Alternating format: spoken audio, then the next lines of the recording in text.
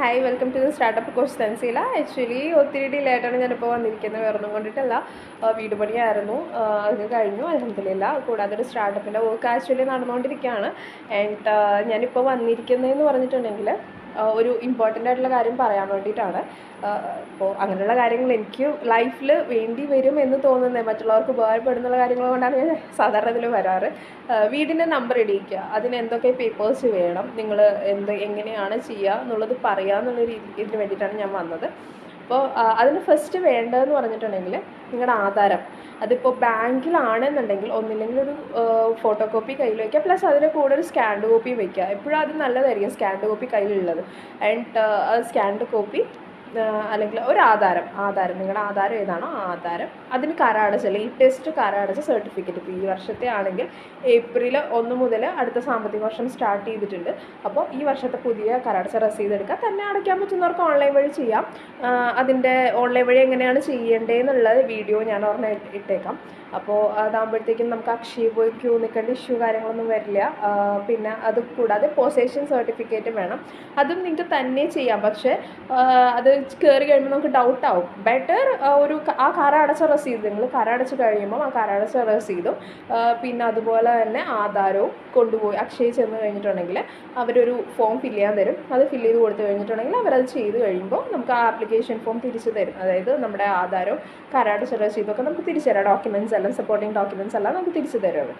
Okay, അപ്പോൾ possession certificate വേണം. Possession സർട്ടിഫിക്കറ്റിൽ നിങ്ങൾ ഏത് പഞ്ചായത്തിലാണോ, കോർപ്പറേഷനിലാണോ, മുനിസിപ്പാലിറ്റിയിലാണോ അതാണ് മെൻഷൻ ചെയ്യണത്. നമ്പർ ഇടാനുള്ള പർപ്പസിനാണെന്ന് പറയുക. അല്ലാതെ ബാങ്ക് ലോണെന്നോ അല്ലെങ്കിൽ വാട്ടർ അതോറിറ്റിന്നോ അതല്ലെങ്കിൽ സൊസൈറ്റിന്നോ ഒന്നും അതിൽ വെക്കരുത്. അപ്പോൾ വെക്കേണ്ടത് ഏത് കറസ്പോണ്ടിങ് എവിടത്തേക്കാണോ അത് വയ്ക്കുക.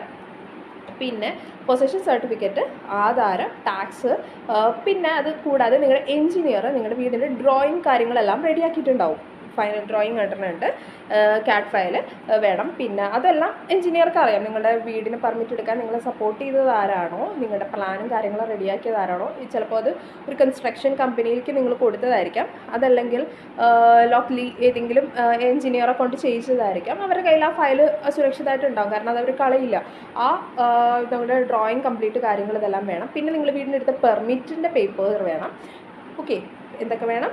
ആധാരം, പെർമിറ്റ്, ലാൻഡ് ടാക്സ്, പൊസഷൻ, പിന്നെ പെർമിറ്റിൻ്റെ കോപ്പി കേട്ടോ, പിന്നെ കംപ്ലീറ്റഡ് സ്കെച്ച്, പിന്നെ CAD ഫയൽ കാര്യങ്ങൾ ഇതെല്ലാം വേണം. പിന്നെ ലേബർ സർട്ടിഫിക്കറ്റ് ഉണ്ട്. അത് ഇപ്പോഴല്ല ചെയ്യേണ്ടത്, അത് ഫീസ് അടച്ചു കഴിഞ്ഞിട്ടാണ്. പിന്നെ 1000 സ്ക്വയർ ഫീറ്റ് ആണെങ്കിൽ അതിൽ വേറൊരു കാര്യമുണ്ട്. എന്താണെന്നറിയോ? നിങ്ങൾ 1000 സ്ക്വയർ ഫീറ്റ് വരെയുള്ള വീടാണെങ്കിൽ നിങ്ങൾക്ക് സെസ് ഫീസ് എന്ന് പറയുന്ന സംഭവം വരുന്നത്.